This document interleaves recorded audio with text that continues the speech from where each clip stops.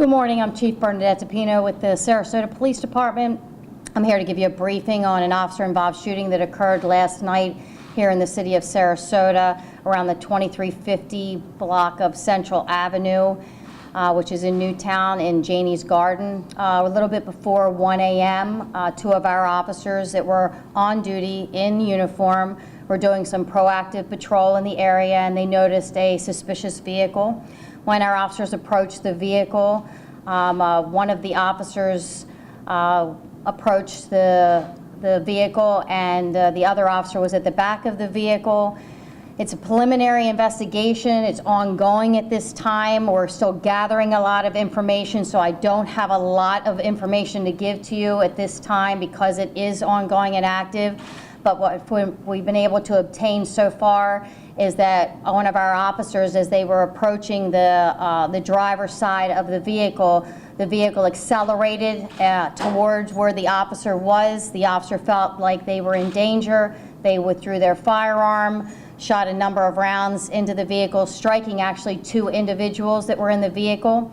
The vehicle fled, and they drove themselves to the hospital, where they were both treated with non-life-threatening injuries.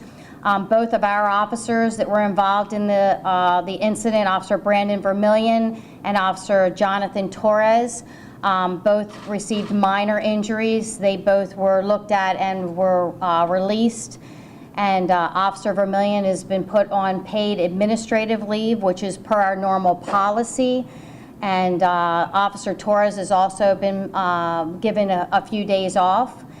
And basically, the individual that was the driver is going to be charged with aggravated assault with a deadly weapon, which is the vehicle. And the subject is still in the hospital. Both of those individuals that were in the vehicle are in the hospital. As soon as the individual's released, he'll be in the custody of the Sheriff's Department with those charges.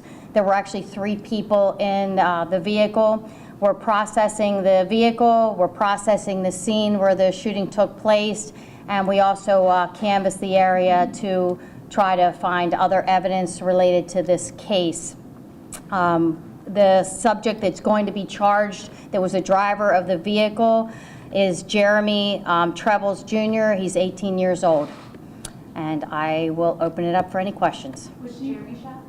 Yes, he was the driver. What about the vehicle made it suspicious?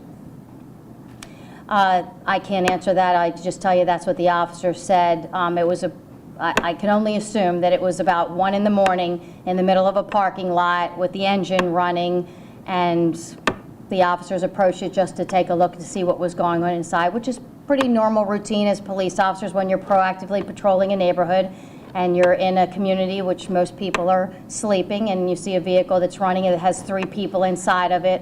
The officers just approached us to see what was going on to make sure that everything was okay. And when the officer approached, at that point, the vehicle accelerated towards the officer. He felt like his life was in danger, and he then defended himself. Was there a disturbance that brought the officers to that area, or were they just patrolling? They were just patrolling. Is the area known for criminal activity?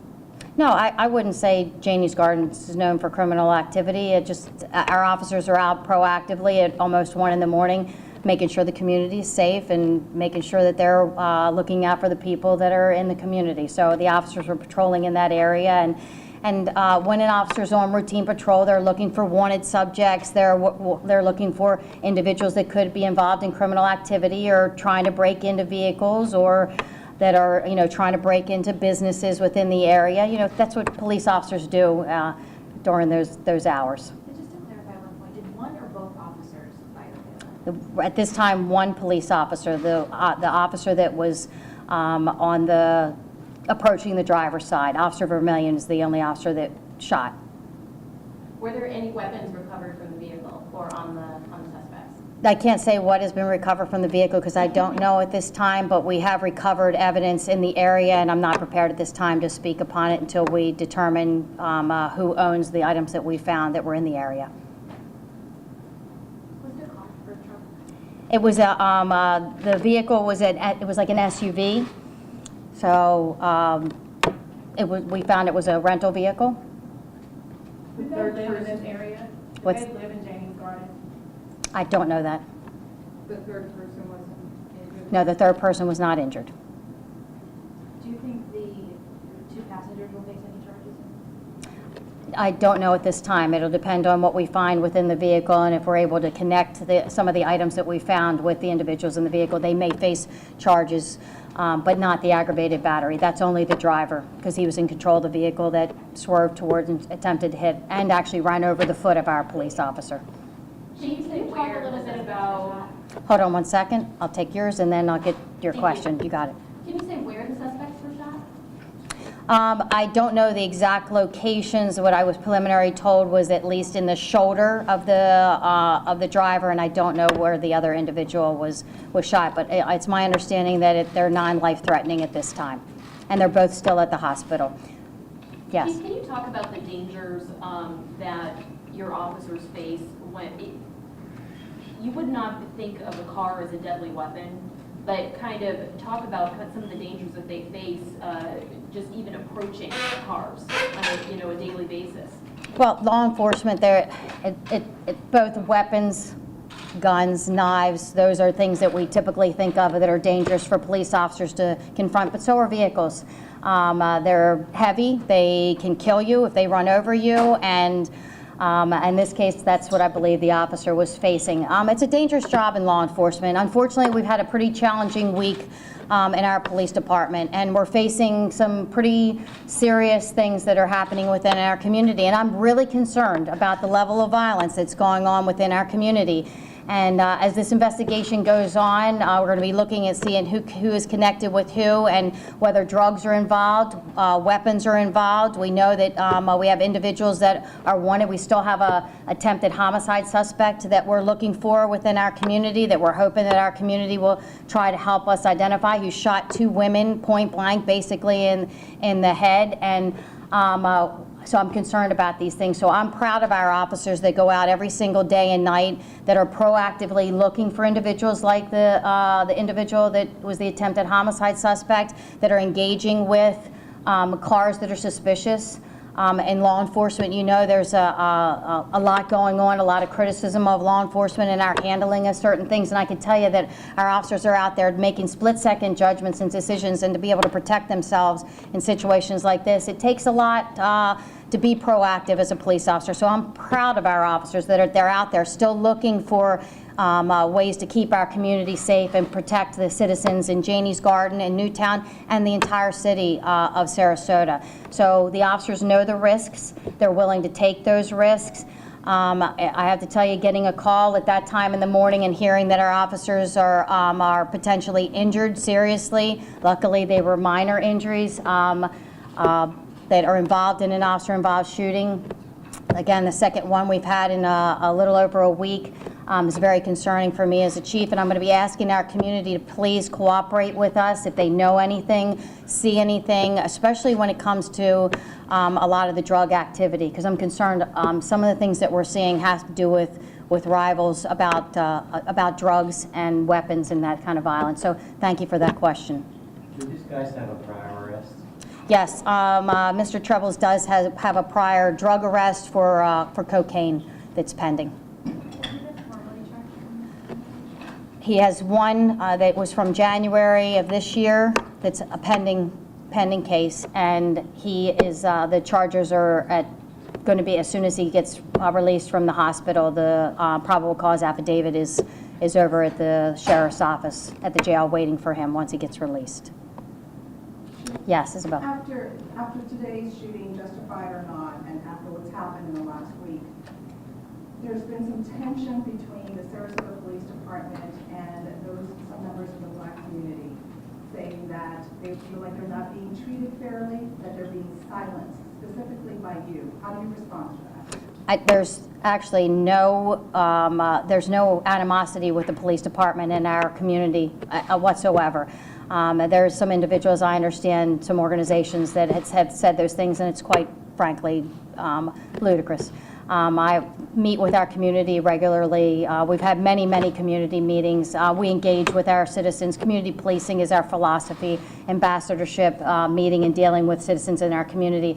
I'm willing to meet with those individuals, and it's very challenging to be able to get that opportunity because they really don't want to have a discussion. I'm willing to meet with them anytime. And I take this, if they're listening now, please, I'm willing to talk to you, name the date, time, and place, and I will be there willing to listen and talk to them as I am with anybody in our community. So I just don't think it's not fair, it's not accurate, and but I don't think that's what, I don't think you would find that that's the sentiment within the entire community, and some of the individuals that may be talking, or maybe not necessarily from our community, but I welcome the opportunity to talk with them. So thank you for that question. Yes. Brandon Vermillion is the police officer that fired his weapon. It's Brandon, B-R-A-N-D-O-N. Vermillion is V-E-R-M-I-L-L-I-O-N. No, but I can make sure Genevieve gets you that. Jonathan Torres, he did not shoot his weapon. He was the second officer on the scene. J-O-H-N-A-T-H-O-N. Torres is T-O-R-R-E-S. You know, I have to tell you, being involved in these type of incidents, I am concerned for our officers. I'm asking that our citizens please keep them in their thoughts and prayers. Being involved in a situation like this is both physically and emotionally trying on the officers. Really have to shout out to our detectives, our investigators. This is an open internal affairs investigation also, which is part of our routine process. They've been working really hard this past week, both in CID and in our internal affairs, so I thank them. And again, I'm proud of our patrol officers that have been out continuing to be proactive in patrolling in our community. I've seen other communities that aren't so proactive. When that happens, crime goes up and the community is not safe. Our officers and our departments are committed to continue to be proactive. And unfortunately, there are individuals that try to hurt police officers or hurt other members of the community, and our citizens need the protection of our police officers, and we're committed to being there. The name of Jeremy is J-E-R-E-M-Y. Trebles is T-R-E-B-B-L-E-S. He's a junior. Isabel, I think you had a follow-up question. Perception reality for many, you know how that goes. Sure. And after the last couple of shootings, there have been some protests in the community by some in the community. What are your concerns at this point after this shooting about any additional unrest or protests that may come from it? The protests had nothing to do with either one of the shootings. So one of the shootings actually took place in our industrial section of our community, where that individual also had a handgun. I encourage people to have a voice, and it's their right to protest and say what they feel is important. My request would be, we want to be engaged, we want to be part of the process towards listening, towards coming up with solutions, and not just people yelling and screaming and making accusations without there having to be a dialogue. It has to be a relationship. So I'm willing to have a relationship and sit down and listen and talk and see if there's something that we can do to, again, make them feel like they are part of the problem solving and solution. So I welcome that. And while perception may be reality for some individuals, it's just not the truth. And that's where the difference comes in this case. And these protests had nothing to do with the shootings. If anybody has any questions, most people in the community already have my cell phone number. I'm willing to talk with them. We've had the focus group out with us last night, which I have to say thank you so much to Leslie and Carolyn for coming out last night and engaging with the community and with our officers, and they're so caring and helpful in situations like this. And we have individuals from the NAACP that we have close relationship and contact with, and we will continue to do that with our community because it's important. We are part of our community, and our community has easy access to us. It's 24/7, and I appreciate you asking me those questions because it gives me an opportunity to speak on it. I wasn't here last week. I was on vacation last week, although I felt like I was working because I was pretty much on the phone almost just about every day with things that are going on. I stayed connected even when I was away. So thank you. Any other questions? Having none, I thank you so much again for all being here and sharing this information. Again, Guns in our community are dangerous. If you see individuals, especially ones that you know are convicted felons, please call the Sarasota Police Department and report that to us. If you see any suspicious behavior and activity, contact the Sarasota Police Department. We will respond. And again, please keep our department and our officers in your thoughts and prayers. And I appreciate you being here. Thank you.